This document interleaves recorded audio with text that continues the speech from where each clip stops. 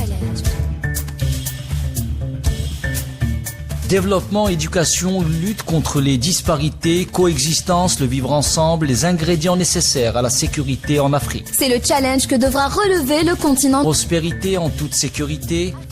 Africa Challenge avec Rima Ruibi. Africa Challenge. Bonjour l'Afrique et bienvenue à Africa Challenge. L'Afrique connaît une croissance numérique exponentielle et les défis liés au tournant de l'intelligence artificielle restent nombreux.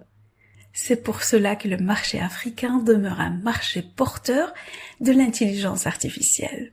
Vous l'avez bien compris, nous allons parler dans notre chronique de l'intelligence artificielle en Afrique. Mais que signifie justement l'intelligence artificielle ? C'est tout simplement le développement de logiciels informatiques qui exécutent des tâches complexes sans intervention humaine. À savoir, l'IA, l'intelligence artificielle, est au cœur d'une révolution technologique, en particulier en Afrique, où de plus en plus de startups se spécialisent dans l'intelligence artificielle et proposent leurs services à des multinationales. Ce nouveau secteur en expansion représente une véritable opportunité économique pour baisser le taux de chômage en favorisant l'offre à l'emploi aux jeunes Africains. Signe des enjeux de demain, l'IA pourrait rapporter 1500 milliards de dollars à l'économie africaine d'ici 2030, et cela en occupant seulement 10% du marché mondial de l'IA, selon Marc Panoub, fondateur et directeur général de la start-up Lyrise. L'Afrique a pris conscience de l'importance de l'intelligence artificielle dans de nombreux segments, notamment l'éducation. Pour preuve, le 24 et 26 juin dernier, Nairobi a abrité un forum organisé par l'UNESCO et le gouvernement du Kenya. Le forum sous-régional sur l'intelligence artificielle en Afrique de l'Est, intitulé « Mettre l'intelligence artificielle au service du développement durable en Afrique de l'Est, gouvernance, éthique, capacité et partenariat ».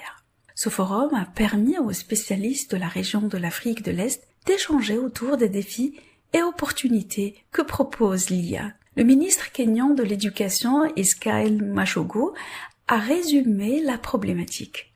Pour lui, je cite, « L'intégration de l'intelligence artificielle dans l'éducation n'est pas seulement une opportunité, c'est un impératif.